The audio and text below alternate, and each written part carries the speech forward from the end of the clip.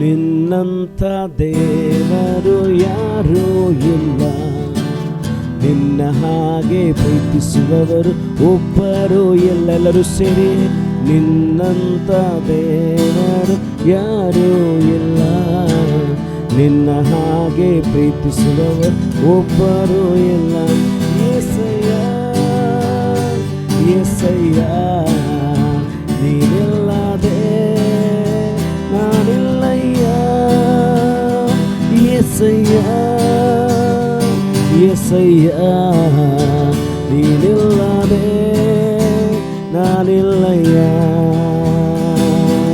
ನಿನ್ನಂಥ ದೇವರು ಯಾರೂ ಇಲ್ಲ, ನಿನ್ನ ಹಾಗೆ ಪ್ರೀತಿಸುವವರು ಒಬ್ಬರು ಇಲ್ಲ. ನಿನ್ನಂಥ ದೇವರು ಯಾರೂ ಇಲ್ಲ, ನಿನ್ನ ಹಾಗೆ ಪ್ರೀತಿಸುವವರು ಒಬ್ಬರು ಇಲ್ಲ. ಕಷ್ಟಗಳಲ್ಲಿ ದುಃಖಗಳಲ್ಲಿ ಜೊತೆಯಾಗಿರುವವನೇ, ರೋಗದಲ್ಲಿ ಸಂಕಟದಲ್ಲಿ ಬಲವ ಕೊಡುವವನೇ. ಕಷ್ಟಗಳಲ್ಲಿ ದುಃಖಗಳಲ್ಲಿ ಜೊತೆಯಾಗಿರುವವನೇ, ರೋಗದಲ್ಲಿ ಸಂಕಟದಲ್ಲಿ ಬಲವ ಕೊಡುವವನೇ. ಕೊರತೆಗಳನ್ನು ನೀಗಿಸುವವನು ನೀವೇ యేసయ్య, ಕೊರತೆಗಳನ್ನು ನೀಗಿಸುವವನು ನೀವೇ యేసయ్య. ಸೋಲುಗಳಲ್ಲಿ ಜಯವನ್ನು ಕೊಡುವ ದೇವ ಎಲ್ಲರೂ ಸೇರಿ, ಸೋಲುಗಳಲ್ಲಿ ಜಯವನ್ನು ಕೊಡುವ ದೇವ ನೀನಯ್ಯ.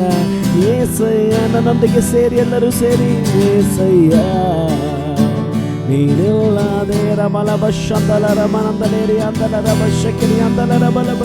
యేసయ్య యేసయ్య ನೀನಿಲ್ಲದೆ ನಾನಿಲ್ಲಯ್ಯ.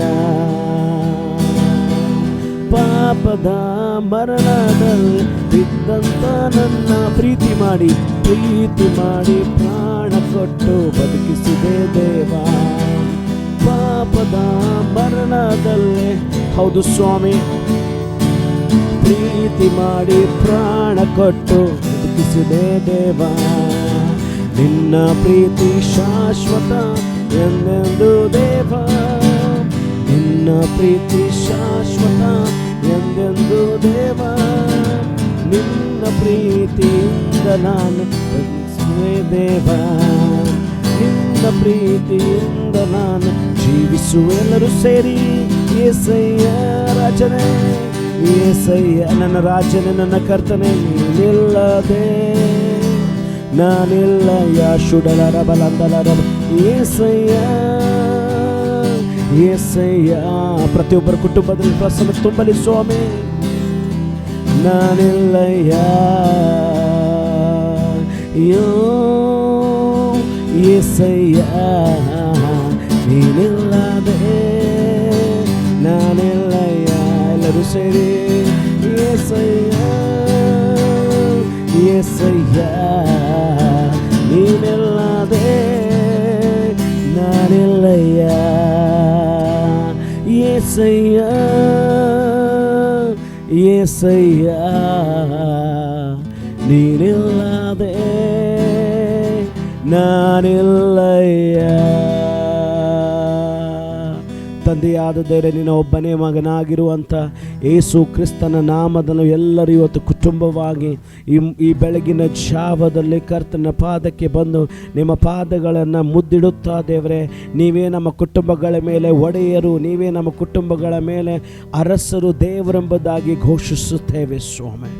ಇವತ್ತು ಮುಂಜಾನೆ ದೇವರ ಪ್ರತಿಯೊಂದು ಕುಟುಂಬಗಳನ್ನು ನಿನ್ನ ಪ್ರಸನ್ನತೆ ಆಳ್ವಿಕೆ ಮಾಡಲಿ, ನಿನ್ನ ಅಭಿಷೇಕ ಆಳ್ವಿಕೆ ಮಾಡಲಿ, ಯೇಸುವಿನ ನಾಮದಲ್ಲಿ ತಂದೆ. ಆಮೇನ್ ಆಮೇನ್. ಹಾಲೆಲೂಯಾ. ಎಲ್ಲರಿಗೂ ಗುಡ್ ಮಾರ್ನಿಂಗ್, ಎಲ್ಲರಿಗೂ ಶುಭ ಮುಂಜಾನೆ. ಬನ್ನಿ ದೇವರ ವಾಕ್ಯಕ್ಕೆ ನಾವು ಪ್ರವೇಶ ಮಾಡೋಣ. ನಾವು ಇವತ್ತು ಓದಲಿಕ್ಕಿರುವಂಥ ವಾಕ್ಯ ಭಾಗ ಮತ್ತಾಯನ ಸುವಾರ್ತೆ 7ನೇ ಅಧ್ಯಾಯದ 7 ಮತ್ತು 8ನೇ ವಚನ. Book of Matthew chapter 7 verse 7 to 8 ಓದಿಕೊಳ್ಳೋಣ. ಆಮೇನ್. ಬೇಡಿಕೊಳ್ಳಿರಿ ನಿಮಗೆ ದೊರೆಯುವುದು, ಹುಡುಕಿರಿ ನಿಮಗೆ ಸಿಕ್ಕುವುದು, ತಟ್ಟಿರಿ ನಿಮಗೆ ತೆರೆಯುವುದು. ಯಾಕೆಂದರೆ ಬೇಡಿಕೊಳ್ಳುವ ಪ್ರತಿಯೊಬ್ಬನು ಹೊಂದುವನು, ಹುಡುಕುವವನಿಗೆ ಸಿಕ್ಕುವುದು, ತಟ್ಟುವವನಿಗೆ ತೆರೆಯುವುದು. ನಿಮ್ಮಲ್ಲಿ ಯಾವನಾದರೂ ರೊಟ್ಟೆ ಕೇಳುವ ಮಗನಿಗೆ ಕಲ್ಲನ್ನು ಕೊಡುವನೇ. ಆಮೇಲೆ ಹಾಗೆ ಮುಂದುವರೆದು 10-11 ವಚನ ಕೂಡ ಓದಿಕೊಳ್ಳೋಣ. ಮೀನು ಕೇಳಿದರೆ ಹಾವನ್ನು ಕೊಡುವನೇ?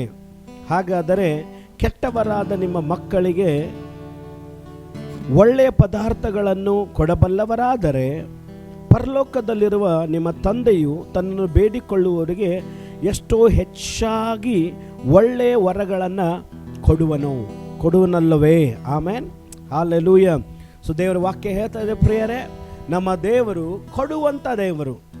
ಅದಕ್ಕೋಸ್ಕರ ದೇವರು ಯೇಸು ಸ್ವಾಮಿ ತನ್ನ 12 ಶಿಷ್ಯರನ್ನು ತನ್ನ ಹತ್ತಿರಕ್ಕೆ ಕರೆದು ಬಿಟ್ಟು ಈ ಒಂದು ಸಾಮ್ಯ ರೂಪಕವಾಗಿ ತನ್ನ ಶಿಷ್ಯರಿಗೆ ಏನು ಹೇಳ್ತಾ ಇದ್ದಾನೆ? ಬೇಡಿಕೊಳ್ಳಿರಿ. ಆಮೇನ್, ಬೇಡಿಕೊಳ್ಳಿರಿ ಮೊದಲನೇ ಹೆಜ್ಜೆ, ಹುಡುಕಿರಿ 2ನೇ ಹೆಜ್ಜೆ, ಆಮೇಲೆ ತಟ್ಟಿರಿ 3ನೇ ಹೆಜ್ಜೆ. 3 ಕಾರ್ಯಗಳಿವೆ ಕರ್ತನಲ್ಲಿ ನಾವು ಹೊಂದಿಕೊಳ್ಳುವಾಗ. ಅದರ ಮುಂದಿನ ವಾಕ್ಯವನ್ನು ಓದುವಾಗ ಆತನು ಹೇಳ್ತಾ ಇದ್ದಾನೆ, ನಿಮ್ಮಲ್ಲಿ ಯಾವನಾದರೂ ತಮ್ಮ ಮಗ ಬಂದು ಕೇಳುವಾಗ, ಅಮ್ಮ ನನಗೆ ರೊಟ್ಟಿ ಕೊಡು, ತಂದೆ ನನಗೆ ರೊಟ್ಟಿ ಕೊಡು ಅಂತ ಕೇಳುವುದಾಗಿದ್ದರೆ, ಯಾವ ತಂದೆ ತಾನೇ ರೊಟ್ಟಿ ಕೇಳುವಂಥ ಮಗನಿಗೆ ಕಲ್ಲು ಕೊಡಲಿಕ್ಕೆ ಸಾಧ್ಯ ಪ್ರಿಯರೇ? ಆಲೋಚನೆ ಮಾಡಿದ್ದೀರಾ? ಯಾವ ತಾಯಿ ತನ್ನ ಮಗನಿಗೆ ರೊಟ್ಟೆ ಬದಲಾಗಿ ಕಲ್ಲನ್ನು ಕೊಡಲಿಕ್ಕೆ ಸಾಧ್ಯ? ನಿಮ್ಮ ಮಕ್ಕಳು ಬಂದು ನಿಮ್ಮ ಬಳಿಯಲ್ಲಿ ಬಂದು ಮೀನನ್ನು ಕೊಡಮ್ಮ ಅಂತ ಕೇಳಿದ್ರೆ ಯಾವ ತಾಯಿ ತಾನೇ ತನ್ನ ಮಗನಿಗೆ ಹಾವನ್ನು ಕೊಡಲಿಕ್ಕೆ ಸಾಧ್ಯ? ಹಲ್ಲೆಲೂಯ. ಎಷ್ಟೋ ಜನರು ದೇವರನ್ನ ತಿಳಿಯದೇ ಇರುವವರು ಈ ರೀತಿಯಾಗಿ ಮಾತಾಡ್ತಾರೆ. ಏನಂದರೆ, ದೇವರು ನನಗೆ ಏನು ಕೊಡಲೇ ಇಲ್ಲ ಅಂತ ಮಾತಾಡ್ತಾರೆ. ಆದ್ರೆ ನೆನೆಸಿ ನೋಡುವುದಾಗಿದ್ದರೆ ದೇವರು ನಮ್ಮ ಜೀವನದಲ್ಲಿ ಅನೇಕ ಒಳ್ಳೆ ಕಾರ್ಯಗಳನ್ನು, ಒಳ್ಳೆಯ ಆಶೀರ್ವಾದಗಳನ್ನು ಈಗಾಗಲೇ ನಾವು ಬೇಡುವುದಕ್ಕಿಂತ ಮುಂಚೆಯೇ ಆತನು ಕೊಟ್ಟು ಬಿಟ್ಟಿದ್ದಾನೆ. ಆಮೇಲೆ ಆದರೆ ಬೇಡಿಕೊಳ್ಳುವಾಗ ನಮ್ಮ ಒಳಗಡೆ ನಮ್ಮ ದೇವರ ಪರವಾಗಿ ಒಂದು ತಿಳುವಳಿಕೆ ಇರೋದು ಬಹಳ ಮುಖ್ಯ. ನಮ್ಮ ದೇವರು ಆತನು ಬರೀ ದೇವರು ಆಗಿಲ್ಲ, ನಮ್ಮ ದೇವರು ನಮ್ಮ ಯೇಸು ಕ್ರಿಸ್ತರು ಬರೀ ನಮಗೆ ದೇವರಾಗಿಲ್ಲ, ಅವರು ನಮಗೆ ತಂದೆಯಾಗಿದ್ದಾರೆ, ಅವರು ನಮಗೆ ತಾಯಿ ಆಗಿದ್ದಾರೆ. ಇಲ್ಲಿ ಮುಂದೆ ಓದ್ತೀವಿ, ಬೇಡಿಕೊಳ್ಳಿರಿ ಅಂತ ಹೇಳುವಾಗ ಬರೀ ಲೋಕದ ಆಶೀರ್ವಾದ ಮಾತ್ರದ ಬಗ್ಗೆ ಮಾತಾಡ್ತಾ ಇಲ್ಲ, ಆದರೆ ಅದು ಪರಲೋಕದ ಆಶೀರ್ವಾದದ ಬಗ್ಗೆ ಮಾತಾಡ್ತಾ ಇದೆ, ಅದು ಆತ್ಮಿಕವಾದಂಥ ಆಶೀರ್ವಾದದ ಬಗ್ಗೆ ಮಾತಾಡ್ತಾ ಇದೆ. ಆಮೇಲೆ ಸೊ ನಾವು ಮುಂದೆ ಓದುವಾಗ ನೋಡ್ರಿ, ನಮ್ಮ ಜೀವನದಲ್ಲಿ ಬಹಳ ಕೆಲವರು ಸೇವೆ ಮಾಡ್ತಾ ಇರ್ತೀವಿ, ಕೆಲವರು ಸೇವೆಗೋಸ್ಕರ ನಾವು ಹಂಬಲಿಸ್ತಾ ಇರ್ತೀವಿ. ಆಮೇಲೆ ಇನ್ನು ಕೆಲವರು ನಾವು ನಮ್ಮ ಕೆಲಸಗೋಸ್ಕರ ಪ್ರಾರ್ಥನೆ ಮಾಡ್ತಾ ಇದ್ದೀವಿ, ಇನ್ನು ಕೆಲವರು ನಮ್ಮ ಮದುವೆಗೋಸ್ಕರ ನಾವು ಪ್ರಾರ್ಥಿಸ್ತಾ ಇರ್ತೀವಿ, ಇನ್ನು ಕೆಲವರು ನಾವು ನಮ್ಮ ವಿದ್ಯಾಭ್ಯಾಸಗೋಸ್ಕರ ಪ್ರಾರ್ಥನೆ ಮಾಡ್ತಾ ಇರ್ತೀವಿ, ಆಸೆ ಪಡ್ತಾ ಇರ್ತೀವಿ.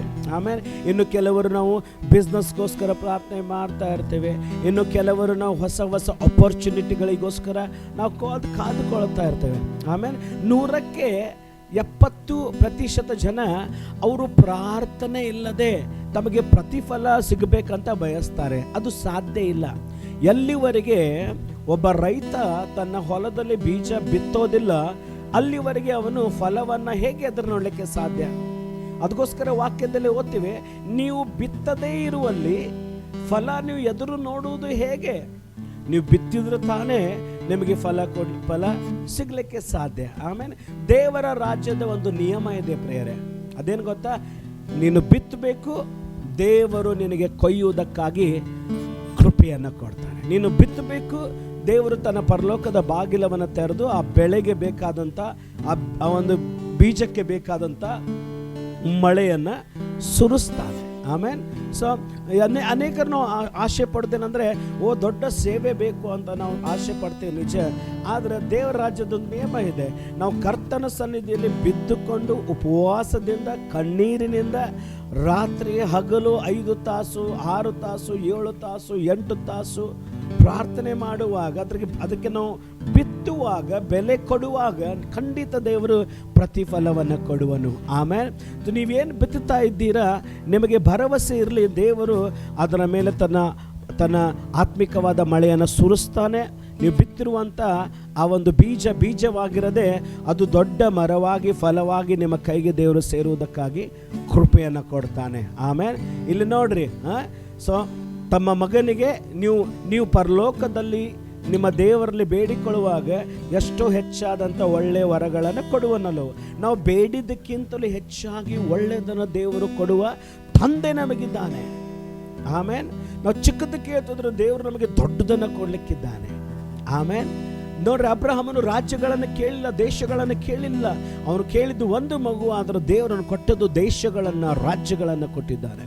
ಆಮೇಲೆ ಸೊ ಇಲ್ಲಿ ನೋಡ್ರಿ, ನೀವು ತಂದೆಯಲ್ಲಿ ಕೇಳುವಾಗ ಎಷ್ಟು ಹೆಚ್ಚಾದಂಥ ಒಳ್ಳೆ ವರವನ್ನು ನಿಮಗೆ ಕೊಡುವನಲ್ಲೋ. ಆಮೇಲೆ ಒಂದು ಸಾರಿ ಒಬ್ಬ ತಂದೆ ಮಗ ಇಬ್ಬರು ಸೇರಿ ಒಂದು ದೊಡ್ಡ ಸೂಪರ್ ಮಾರ್ಕೆಟಿಗೆ ಹೋದ್ರಂತೆ.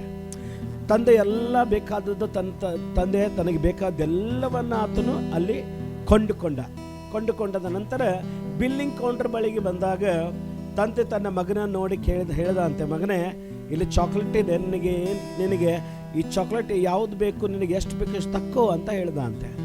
ಆದರೆ ಮಗ, ಇಲ್ಲ ಪಾಪ ನನಗೆ ಬೇಡ ಅಂದ ಅಂತೆ ಮೊದಲೇ ಸಾರಿ. ಯಾಕೆ ಮಗ, ತಗೋ, ನಿನಗೇನು ಬೇಕಂತ ತಗೋ ಅಂತ ಮಗನಿಗೆ ಮತ್ತೆ ತಂದೆ ಹೇಳ್ದ ಅಂತೆ. ಇಲ್ಲ ಪಾಪ ನನಗೆ ಬೇಡ ಅಂದ ಅಂತೆ. ಮೂರನೇ ಸಾರಿ ಕೂಡ ಅಂದ ಅಂತೆ, ಇಲ್ಲ ನಿನಗೆ ಚಾಕ್ಲೇಟ್ ಅಂದ್ರೆ ಇಷ್ಟ ಅಲ್ಲ, ತಕ್ಕೋ ಅಂದ ಅಂತೆ. ಅವಾಗ ಮಗ ಅಂದ ಅಂತೆ, ಇಲ್ಲ ಪಾಪ ನನಗೆ ಬೇಡ ಅಂದ ಅಂತೆ. ಕೊನೆಯದಾಗಿ ತಂದೆ ಕೇಳ್ದಂತೆ, ಯಾಕೆ ನೀನು ಬೇಡ ಬೇಡ ಅಂತೀಯ ಅಂದಾಗ ಈ ಮಗ ಅಂತಾನೆ, ಪಾಪ ನಾನು ತಗೊಳ್ಳಲ್ಲ ಡ್ಯಾಡಿ, ನೀನು ನನಗೆ ಕೊಡು ಅಂತ ಅಂತಾನಂತೆ. ಆವಾಗ ತಂದೆ ಅಲ್ಲಿರುವಂಥ ಅನೇಕ ಚಾಕ್ಲೇಟ್ಗಳಲ್ಲಿ ಉತ್ತಮವಾದದ್ದನ್ನು ನೋಡಿ ತನ್ನ ಕೈಯನ್ನು ಹಾಕಿ, ತನ್ನ ಕೈಗೆ ಎಷ್ಟು ಬರ್ತದೋ ಅಷ್ಟು ಚಾಕ್ಲೇಟ್ ತಕ್ಕೋದು ತನ್ನ ಮಗನಿಗೆ ಕೊಟ್ಟ ಅಂತೆ. ಆಮೇಲೆ ಅವಾಗ ಮಗ ಅಂದ ಅಂತೆ, ಪಾಪ ನೀನು ಪ್ರತಿ ಸಾರಿ ಹೇಳ್ತಾ ಇದ್ದೀಯ ಚಾಕ್ಲೇಟ್ ತಗೋ ಅಂತ. ನಾನು ಯಾಕೆ ತಗೋಲಿಲ್ಲ ಗೊತ್ತಾ? ಯಾಕಂದ್ರೆ ನನ್ನ ಕೈ ಚಿಕ್ಕದಾಗಿದೆ, ನನ್ನ ಕೈ ಚಿಕ್ಕದು. ನಾನು ಚಾಕ್ಲೇಟ್ ತಗೊಂಡ್ರೆ ಹಬ್ಬ ಅಂದರೆ ಸ್ವಲ್ಪ ಮಾತ್ರ ಬರ್ತದೆ. ಆದರೆ ನಿನ್ನ ಕೈ ಬಹಳ ದೊಡ್ಡದಾಗಿದೆ, ನೀನು ಕೊಡುವಾಗ ನಾನು ಬಹಳಷ್ಟು ಹೊಂದಿಕೊಳ್ಳಿಕ್ಕೆ ಸಾಧ್ಯ. ಹಲ್ಲೆಲೂಯಾ. ಈ ಒಂದು ಚಿಕ್ಕ ಘಟನೆಯಿಂದ, ಕಥೆಯಿಂದ ನಾವೇನು ಕಲ್ತ್ಕೊಳ್ತೇವೆ ಗೊತ್ತಾ? ತಂದೆಯಲ್ಲಿ ನಾವು ಬೇಡಿಕೊಳ್ಳುವಾಗ, ಅದಕ್ಕೋಸ್ಕರ ಕೀರ್ತನೆಗಾರನು ಹೇಳ್ತಾನೆ 103ನೇ ಅಧ್ಯಾಯದ 5ನೇ ವಚನದಲ್ಲಿ, ದೇವರು ಯೆಹೋವನು ನಿಮ್ಮ ಆಶೆಗಳನ್ನು ಶ್ರೇಷ್ಠ ವರಗಳಿಂದ ಪೂರ್ತಿಗೊಳಿಸುತ್ತಾನೆ. ಆಮೇಲೆ ಹಾಗಾದ್ರೆ ಈ ಮುಂಜಾನೆ ಈ ವಾಕ್ಯದೊಂದಿಗೆ ನಾವು ದೇವರಲ್ಲಿ ಬೇಡಿಕೊಳ್ಳೋಣವ. ಆತನ ರೊಟ್ಟೆ ಕೇಳಿದ್ರೆ ಕಲ್ಲನ್ನು ಕೊಡೋನಲ್ಲ, ಆತನು ಮೀನನ್ನು ಕೇಳಿದ್ರೆ ಹಾವನ್ನು ಕೊಡೋನಲ್ಲ, ಅವನು ಶ್ರೇಷ್ಠವಾದದ್ದನ್ನು ಕೊಡುವಂಥ ದೇವರು ಆಗಿದ್ದಾನೆ. ಆಮೇಲೆ ನೀವು ಈ ಮುಂಜಾನೆ ಏನನ್ನ ಎದುರು ನೋಡ್ತಾ ಇದ್ದೀರಾ? ಒಂದು ಒಳ್ಳೆ ನೌಕರಿ ನೋಡ್ತಾ ಇದ್ದೀರಾ? ನನಗಿಷ್ಟು ಪೇಮೆಂಟ್ ಇರಬೇಕು, ನಂದಿಷ್ಟು ಪ್ಯಾಕೇಜ್ ಇರಬೇಕಂತ ತಂದೆಯಲ್ಲೇ ಬೇಡಿಕೊಳ್ಳೋಣ. ನಿಮ್ಮ ಪ್ಯಾಕೇಜ್ಗಿಂತಲೂ ಮಿಗಿಲಾದದ್ದನ್ನು ಆತನ ಕೊಡ್ತಾನೆ.